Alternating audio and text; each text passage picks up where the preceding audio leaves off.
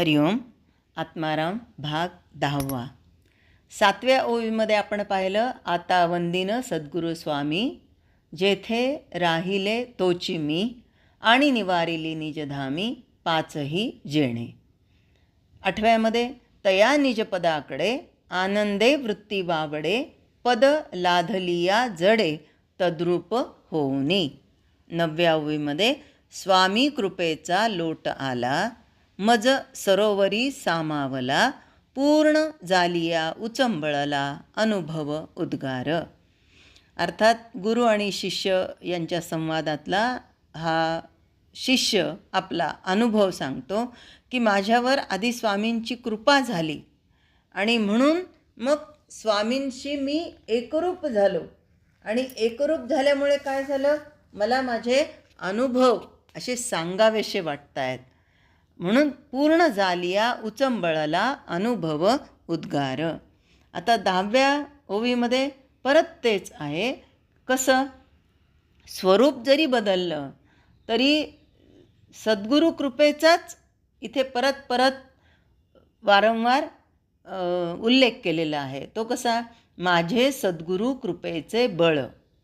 स्वामी काय म्हणतात, माझे सद्गुरू कृपेचे बळ, मज माझी साठवले तुंबळ, तेणे बळे स्वानंद जळ, तेणे बळे स्वानंद जळ हेलावू लागे. म्हणजे पुन्हा ही मागचीच कल्पना समर्थ सांगतायत की गुरुकृपाच हा जो वर्षाव करणारा आहे, म्हणजे या गुरुकृपेचा इतका वर्षाव झाला आहे, इतका झाला आहे की माझ्या ठिकाणी आता खूप ती कृपा साचल्या गेली आहे. आणि आता हा जर असाच साचून राहिला तर सरोवर मचूळ होऊन जाईल. कारण ज्या सरोवरातून पाणी बाहेर पडत नाही ते पाणी मचूळ होतं. पण आता पुढे काय म्हणतात ते, की मी जो असा उचंबळलो आहे, पहिल्यांदा आपल्याला सांगितलं ना त्यांनी. आता इथे की नाही आपल्याला लक्षात येतं की आपल्याला ज्या नवविधा भक्ती सांगितल्या गेलेल्या आहेत ना, श्रवणम कीर्तनम विष्णू स्मरणम पादसेवनम अर्चनम वंदनम दास्य सख्य आत्मनिवेदनम, यातली पहिली भक्ती काय सांगितली, श्रवण भक्ती. बघा, आपल्या सगळ्यांचा पण हा अनुभव आहे की आपण जर सातत्याने श्रवण करत गेलो आणि मग ती गोष्ट आपल्याला श्रवण करून करून लक्षात राहते, आणि मग ती लक्षात राहिलेली गोष्ट आम्हाला पटकन समोरच्याला कुणाला तरी सांगावीशी वाटते. अहो माहिती आहे का, मी इकडून पण ते ऐकलं, त्यांच्याकडून पण ते ऐकलं, ह्यांच्याकडून पण ते ऐकलं, म्हणजे ते खरं काव. आणि मग ते खरं कावमध्ये काय होतं, बोलणं सुरू होतं. म्हणजे आधी श्रवण केलं की मग आपोआपच त्या श्रवण भक्तीतून कीर्तन भक्ती कर असं नाही म्हणावं लागत, ती कीर्तन भक्ती आपोआप होत असते. म्हणून समर्थ म्हणतात, मी जो असा उचंबळलो आहे.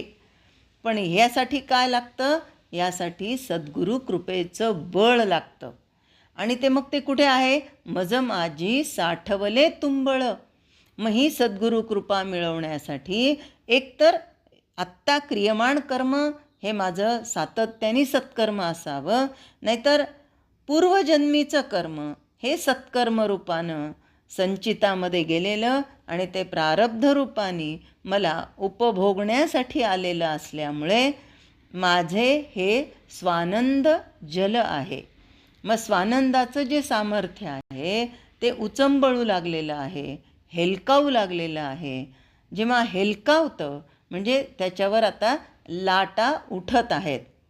आता त्या लाटा म्हणजे नेमक्या कशा, तर त्या लाटाच जणू 182 ओव्यांच्या रूपानं बाहेर पडत आहेत. बघा, आपण सातत्याने जर एखादं नामस्मरण करत राहिलो ना, तर अगदी अहो येता जाता उठता बसता कार्य करिता, तदा देता घेता वदनी वदता ग्रास गिळिता, घरी दारी शय्येवरी अतिसुखाच्या अवसरी, समस्ताची लज्जा त्यजून भगवत चिंतन करी. आमचंही असंच होतं ना, एखादं नाम जर सातत्याने मनामध्ये साचत राहिलं म्हणजे कुणी घे म्हणलं तरी नाही, नको घेऊ म्हणलं तरी नाही, वारंवार आमच्या पश्यंती वाणीमध्ये जर ते नामस्मरण बसल्या गेलं तर ती काय होत असते, ती लाट उसळून येत असते आणि त्याला काही हवेची गरज नसते, वाऱ्याची गरज नसते, सातत्याने ती उसळत असते. पण केव्हा? ती श्री नारायणांच्या कृपेने किंवा सद्गुरूंच्या कृपेने साधना कृतार्थ होते आणि तेव्हाच तोच आनंदाशियाचं उद्गार अशा पद्धतीने बाहेर पडतात की या आत्मारामातल्या 10व्या ओवीप्रमाणे, माझे सद्गुरू कृपेचे बळ. आता आपणही सगळेजण हे जे ऐकत आहोत, हे कशामुळे ऐकतोय? आपल्याला इतरही गोष्टी काय ऐकण्यासारख्या आहेत, असंख्य रील्स बघण्यासारख्या आहेत, पिक्चर्स बघण्यासारख्या आहेत. या 5-10 मिनिटाचा वेळ आम्ही इथे का देतोय? तर आमच्या सगळ्यांवर या सद्गुरूंनी कृपा केलेली आहे म्हणून. आणि म्हणूनच 10व्या ओवीमध्ये समर्थ सांगतात की माझे सद्गुरू कृपेचे बळ, मज माझी साठवले तुंबळ, तेणे बळे स्वानंद जळ, हे लावू लागे, तेणे बळे स्वानंद जळ, हे लावू लागे. हरिओम. जय जय रघुवीर समर्थ.